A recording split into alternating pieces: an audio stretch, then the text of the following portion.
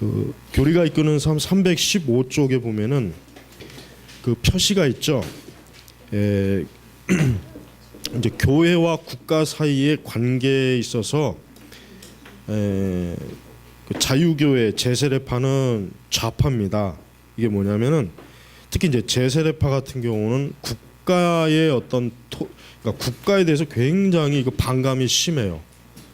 그래서 종교개혁 시대에도 이 제세례파들은 로마 카톨릭도 싫어했지만 개혁주의자들도 싫어했습니다. 왜냐 개혁주의자들도 정부와 시와 뭐 어떤 그 관계를 갖는다 해서 이 제세례파는 아주 단호하게 이제 거부를 많이 했어요. 그래서 이제 교회의 성격상 자유교회, 자유주의 교회나 이 제세례파들은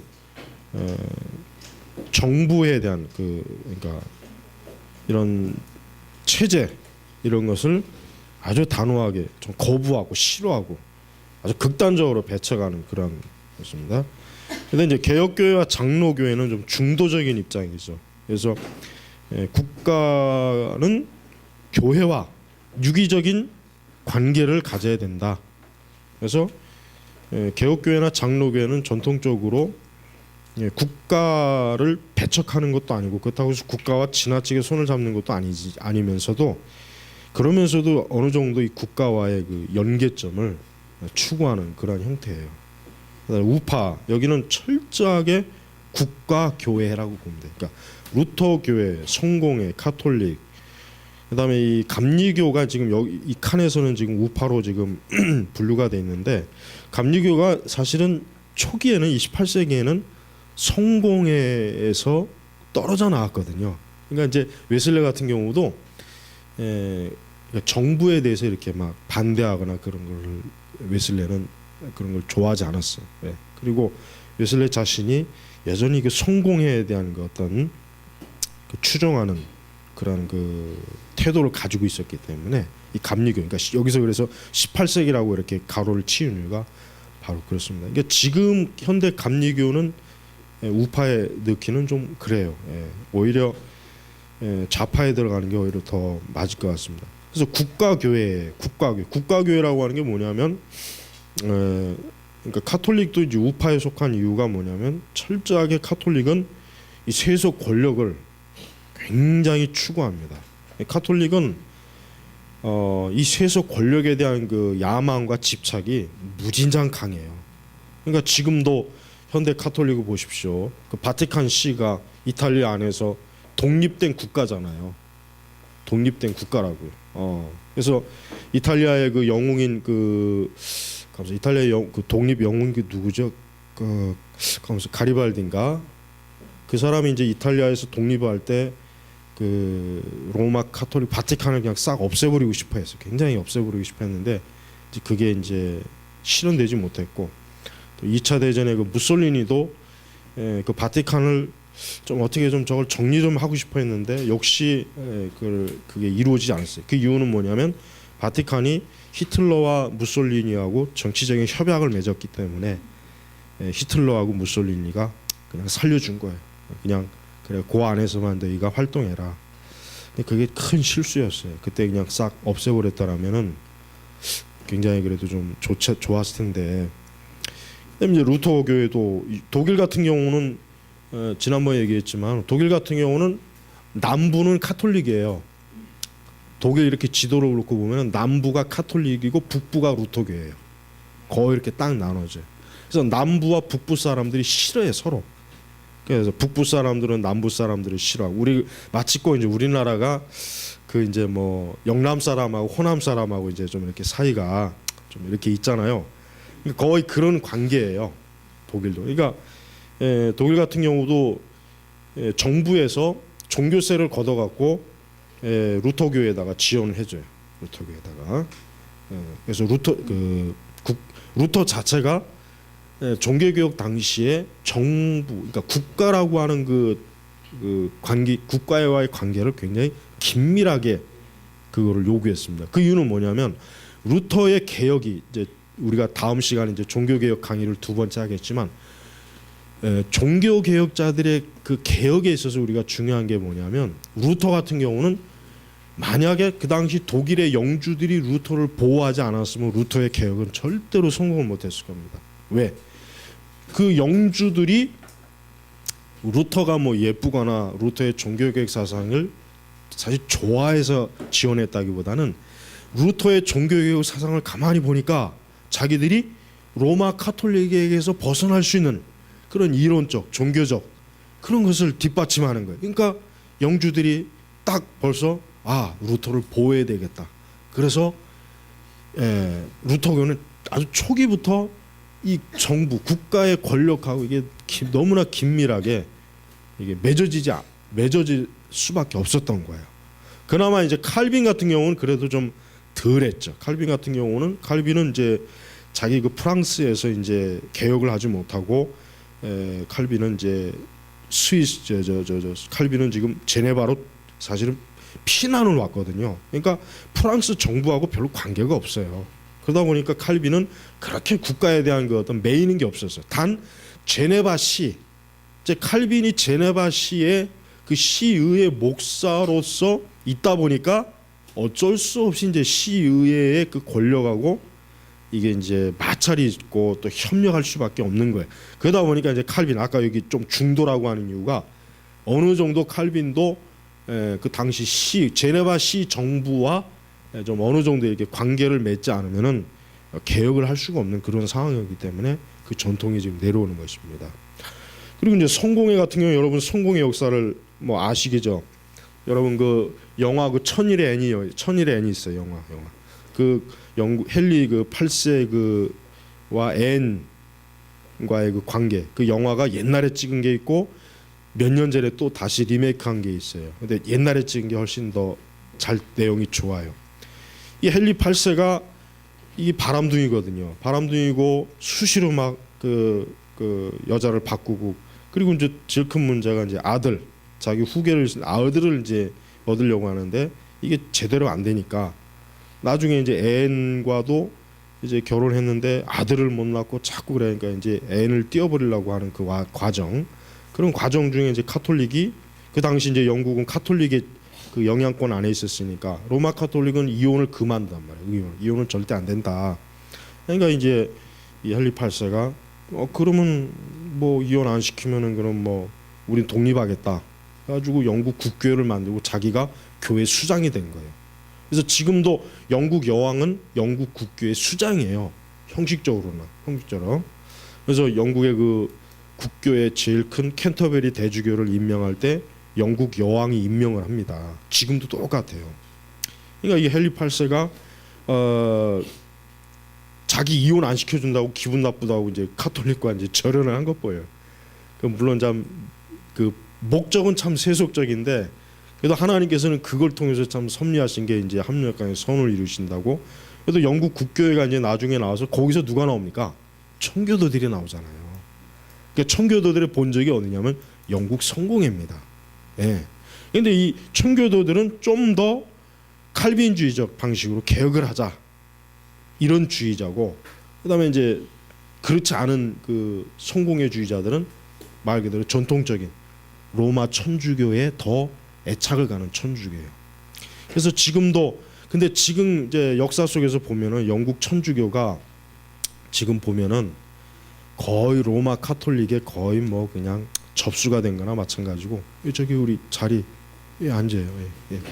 접수가 된 거나 마찬가지고, 그다음에 또 캔터베리 대주교가 로마 교황에 가가지고 우리 영국 국교회가 이제 멀지 않아 로마에 다시 돌아가야 되지 않겠나 이제 뭐 이런 헛소리도 하고, 아주 그냥 영국 국교회는 지금 완전히 잡탕이에요, 잡탕. 아주 그냥 우리나라에서도 보면은 그 성공회 신학대학 있죠. 거기가 아주 우리 한국의 빨갱이 좌파들의 아주 그냥 본산지입니다. 거기가 아주 그냥 그 없애버려야 되는 건데 그놈들. 그래서 성공회 같은 경우도 지금도 영국은 성공회를 국가에서 지원을 해요. 그래서 성직자들의 월급이나 성공회 운영비를 다 영국 국가에서 지원을 한단 말이에요. 그러니까 이게 지금 그래서 이제 우파, 그 말 그대로 이게 종교적 우파죠. 종교적 우파. 자, 이렇게 정부와 교회의 관계가 이 교회마다 교파마다 신학적인 그 색깔마다 이게 좀 다른 것을 우리가 이해해야 돼요. 근데 우리나라 같은 경우는 뭐 개신교가 뭐 다 뭐 정부와 뭐 이렇게 뭐 긴밀하게 관계 갖는 건 없죠. 우리나라 같은 경우는 뭐 그런 게 거의 없습니다. 우리나라는 원칙적으로 국교가 없잖아요. 국교가 없고 또 우리나라는 뭐 정말 전형적인 다종교 사회이기 때문에 전통 종교인 불교, 그다음에 이제 뭐 천주교, 기독교 이게 다 어느 정도 나름대로 이제 그 종교의 그 영역이 다 독립된 보장을 하고 있고 국가가 뭐 이래라 저래라 그런 게 없어요. 예, 그런 게 없었어요. 근데 이제 한 가지 이제 그러나 이제 좀 우리가 이런 건 있어야 됩니다. 우리가 이제 국가가 교회에 대해서 뭐 이래라 저래라 할 필요도 없겠지만 교회도 역시 국가에 대해서 쓰잘데없이 국가에 참견하면 안 되죠. 그건 잘못된 거예요. 그러니까 지금 뭐 천주교의 정의구현 사제단 같은 경우, 그다음에 이제 기독교 좌파 진보 세력들이 툭하면 뭐 반정부 활동하는 것은 엄밀히 얘기하면은 그거는 잘못된 겁니다. 잘못된 거예요. 그래서 교회는 국가가 세속적 권력을, 그러니까 부당한 권력을 행사하지 않는 한 그게 뭡니까? 종교의 자유를 침해하는 거. 그런 것만 행사하지 않는 한 교회는 국가에 대해서 참견하면 안 됩니다. 그거는 하나님이 금하시는 거예요. 왜? 교회가 국가에 참견하는 걸 우리가 교회가 싫어하듯 역으로 국가도 교회가 참견하는 걸 싫어하는 겁니다. 당연한 거예요. 그러니까 서로 또 상대방 편을 입장을 좀 생각해야 된단 말이에요. 그러니까 우리 개혁교회는 딱 원칙이 있습니다. 신앙의 자유만 침해하지 않으면 국가에 대해서 절대 반정부 활동, 반정부 어떤 그런 세력 단체를 꾸미거나 만들거나 하는 것은 지극히 나쁘다는 걸 우리는 알아야 됩니다. 그게 우리 개혁교회의 아주 정확한 성경적 입장이에요.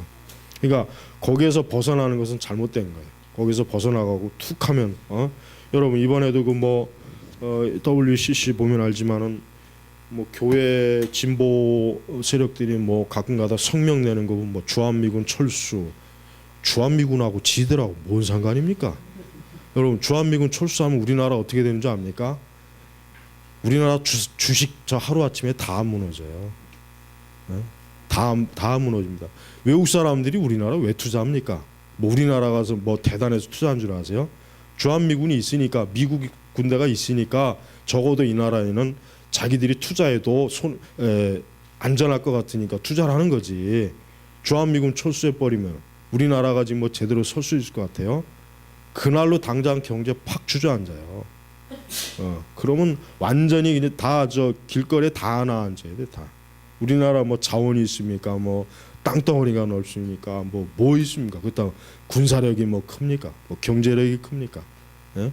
삼성 같은 경우도 50% 넘는 그 주주가 외국 사람들이란 말이에요. 그래서 삼성도 엄밀히 얘기하면 우리나라 기업이라고 보기는 사실 어려워요. 그러니까 그럼 외국 사람들이 우리나라 주식을 왜 사냐 이거? 뭘 근거로 사냐 이거야? 미국 군대가 와 있으니까 사는 거예요. 이거는 친미적인 발언이 아니에요. 현실이 그래, 현실. 예? 여러분이 그 최근에 그 EBS에서 그 명지대학 교수가 하는 강의가 있어요. 그 뭐 밤늦게 좀 하는데 그 우리나라 그 병자 호란의 역사에 대해서 그 강의를 하는 게 있어요. 그거 들어보십시오. 그거 들어보면 얼마나 우리 민족이, 지금도 물론 마찬가지지만 얼마나 우리 민족이 우리 민족은 한 번도 제대로 이게 독립적으로 서본 역사가 없습니다. 지금도 마찬가지예요. 근데 그런 현실을 모르고 뭐 그 좌파들이 하는 소리 보면은 그러니까 저런 놈들은 저기 우리 한국에서 제일 좁은 섬 어디예요? 가지고 제일 그냥 아주 독도 좁은가? 아니 거기다 다 몰아버리던가 아주 거기서 니들끼리 살아라 그냥. 뭐 정부 뭘 하든 간에. 예? 여러분 우리 그리스도인들은 우리가 하나님께서 우리가 뿌리내리게 한 이 민족과 이 나라를 하나님이 보호하시고 축복하시고 안전하게 하시고 지켜주시도록 우리 그리스도인들은 그 역할을 해야지. 뭐 툭하면 뭐 반대하고 뭐 그런 식으로 한다면은 나라가 어떻게 되겠습니까? 그러니까 아주 형편없는 놈들이에요. 아주. 여러분이 좀 우리 그리스도인들은 이 역사에 대해서도 잘 알아야 돼요. 근대 역사, 우리나라의 그 역사도 알면은 하나님께서 얼마나 우리나라를 정말 지키시고 보호하셨는지를 정말 너무나 명확하게 알 수가 있어요. 그래서 여러분, 적어도 우리 그리스도인들은 국가에 대해서 절대적으로 우리는 적어도 이 나라가 하나님의 보호와 축복을 받도록 우리는 기도하고, 바울이 그랬잖아요. 위정자들을 위해서 기도하라. 높은 권세들. 왜냐하면 우리가 평안하게 신앙생활하기 위해서는 그 목적으로 해서 기도하라는 거예요. 저들이 정치를 잘하고 올바로 해서 이 나라에 전쟁이 없고 혼란스러움이 없도록 그걸 위해서 기도하라는 거예요. 목적이 뭐겠습니까? 우리가 하나님 신앙생활 잘하는 걸 위해서 우리가 기도하고 하는 거지, 우리가 국가주의에 빠지라는 것도 아니고 국가를 우상으로 뭐 섬기라는 것도 아니에요. 우리가 자유롭게 교회 세우고 자유롭게 기도할 수 있고 마음껏 전도도 할 수 있고 우리가 어떤 기독교적인 활동을 마음껏 할 수 있다면은 그 국가는 좋은 거예요. 국가는 좋은 거란 말이에요. 그러나 그거를 이제 침해하면은 이제 우리는 이제 반대를 해야죠. 근데 우리나라가 뭐 그런 게 있습니까? 우리나라는 뭐 오히려 너무 이 종교에 대해서 우리나라만큼 전 세계에서 자유로운 국가는 없어요. 우리나라만큼 전 세계에서 종교의 자유가 이렇게 있는 나라는 없습니다. 거의 없어요. 거의 없어요. 오히려 우리가 미국보다도 더 종교의 자유가 커요. 우리나라는 뭐 동성애에 대해서 이 죽일로만 해도 누가 뭐라고 합니까? 가톨릭에 대해서 이 나쁜 놈들하고 해도 뭐라고 안 하잖아요. 근데 외국 같은 데서 그렇게 얘기하면 좀 문제가 커져요. 그 굉장히 좀 위협이 되는 일들이 많이 있어요. 근데 우리나라는 아직은 안 그렇잖아요. 이슬람에 대해서도 아직 우리가 마음껏 욕을 해도 아직 우리는 위협이 안 돼요. 그냥 유럽 가서 만약에 이슬람 욕하면 당장 암살당합니다. 살해당해요. 큰일 납니다. 유럽 같은 데서. 미국도 마찬가지고. 그러니까 우리나라가 의외로 종교의 자유가 굉장히 많아요. 그러니까 얼마나 좋습니까? 얼마나 좋아요. 예? 물론 종교의 자유가 하도 많다 보니까 신천지 같은 멍청한 놈들도 나와서 저렇게 헛짓거리 하는데, 그래도 어쨌든 종교의 자유가 있어야 돼. 뭐 이단이 뭐 많든 적든 간에. 그래야 우리가 마음껏 신앙생활을 할 수 있잖아요. 그래서 우리는 성경적 근거에 의해서 위정자들이 정치를 잘해서 우리의 종교, 우리의 신앙이 위협받지 않도록 그렇게만 한다면은 뭐 괜찮아요. 그러면 뭐 누가 통치자가 되든 뭐든 상관없습니다. 상관없어요.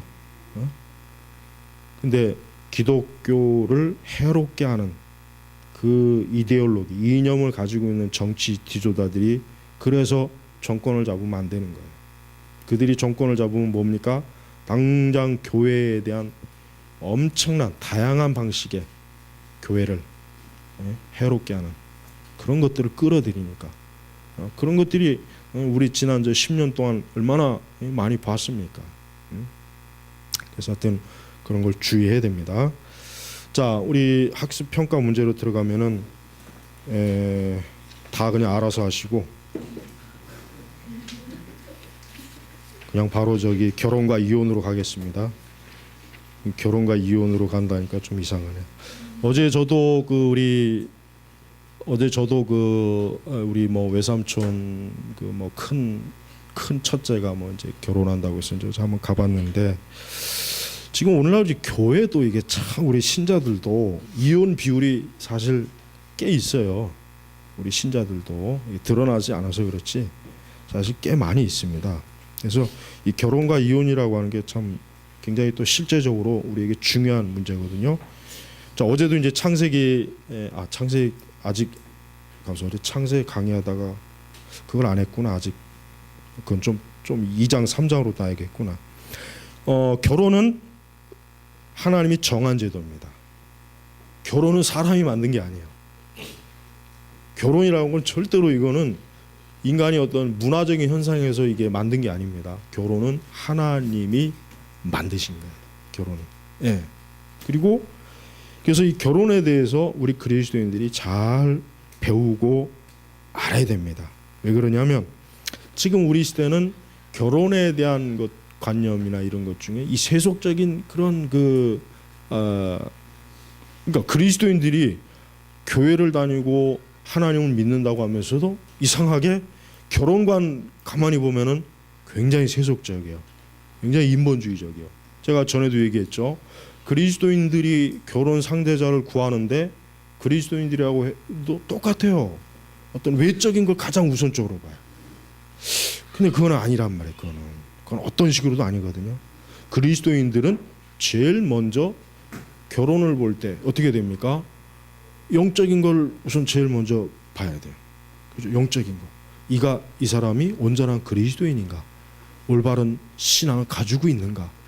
하나님에 대해 헌신이 있는 사람인가? 이게 제일 중요한 거예요. 근데 그걸 무시하고 다른 걸 조건을 역시 세상 사람들과 똑같은 조건을 가지고 뭐 결혼을 해야 된다는 사람들이 우리 교회 안에도 굉장히 많이 있습니다. 그러니까 그런 식으로 결혼하니까 그리스도인들이 결혼이 문제가 되는 거예요. 벌써 세속적인 기준과 관점을 가지고 결혼을 시작하니 그게 좋을 리가 있겠습니까? 절대 좋지 않아요. 절대. 그러니까 적어도 우리 교인 하면은 적어도 그리스도인 하면은 결혼이 철저하게 하나님 중심적 결혼을 소망하고 그렇게 기도하고 그렇게 계획을 하고 또 그렇게 결혼 생활을 해야지. 사실 굉장히 그 결혼에 대해서 사실 우리 교회 다니는 사람들 거의 너무 세속적이에요. 잘못됐어요. 굉장히 이거 위험해요. 그래서 우리는 이 결혼에 대한 것을 철저하게 기독교적인 관점, 또 이혼의 문제도 이걸 어떻게 기독교적인 관점으로 바라봐야 될까? 이게 우리가 심각하게 좀 잘 우리가 알아야 될 아주 굉장히 중요한 시기입니다. 왜 그렇습니까? 지금 뭐 아무리 멋있게 결혼하고 아무리 화려하게 결혼해도 얼마나 많은 사람들이 또 이혼하는 비율도 굉장히 크잖아요. 이혼하는. 그다음에 이제 뭐 이런 세속 문화, 매스컴 이런 데서는 결혼 이혼하는 걸 너무 당연하게 여기고 그걸 아무렇지도 않게 여기고 부끄럽지도 여기지 않고 그걸 너무 그냥 쉽게 또 보여주는 그런 영화나 드라마나 이런 그 시사 프로그램 이런 것들 보면은 굉장히 그 위험한 거예요. 우리 그리스도인들이 그런 거 보면서 저게 세상이구나. 저게 바로 하나님의 진리가 없는 세상이구나. 그걸 알아야지. 그거를 당연하게 여기면 안 되죠. 비정상을 당연하게 여기면 안 돼요. 하나님께서는 우리 성도들의 결혼에 대해서 관심이 많습니다. 하나님께서는 우리 신자들의 결혼 생활에 굉장히 관심이 너무 많아요. 너무 많단 말이에요. 학습 내용을 보면은 결혼은 한 남자와 한 여자 사이에 성립되는 거예요. 근데 지금은 안 그렇죠. 남자와 남자와 결혼도 하고 여자와 여자도 결혼하잖아요. 어제도 이제 강의했지만 지금은 제3의 성을 말해요. 제3의 성. 젠더. 그러나 분명히 성경에 뭐예요? 남자와 여자를 만들었다 그랬지. 남자 그다음에 중간 또 하나 세 번째 여자 이렇게 없다면 중간에 성이 없는 거예요. 근데 지금은 동성애자들이 자기들은 뭐랍니까? 자기들은 제3의 성의 역할을 하는 사람이다. 그러니까 우리도 권리가 있다. 우리를 핍박하지 말아라. 모욕하지 말아라. 아주 굉장히 권리를 주장한다고. 그러나 성경에서는 안 그래. 하나님은 남자와 여자를 만드셔서 그 둘 사이가 어때요? 결혼을 성립하게 하신 거란 말이에요. 그래서 한 아내 이상 또는 한 남편 이상과의 결혼은 불법이고 결혼은 남편과 아내가 서로 협조하고 합법적인 후손으로 인한 인류의 증가를 위하여 거룩한 씨로 인하여 교회의 증가를 위하여 부정을 없애기 예방하기 위해 제정되어 있습니다. 그러니까 엄밀히 얘기해서 결혼이라고 하는 것은 하나님께서 우리 모든 사람들에게 어때요? 온전하고 또 경건하고 거룩한 가정을 이루고 또 씨앗을 또 그러니까 후손들을 생산하고 그다음에 그들을 통해서 역시 또 하나님의 거룩한 교회를 세우는 것. 이게 그리스도인의 가장 중요한 결혼의 목적입니다. 자, 오늘은 여기까지만 하고 좀 더 쉬었다가 이제 종교개혁 강의 좀 시작하겠습니다. 좀 쉬십시오.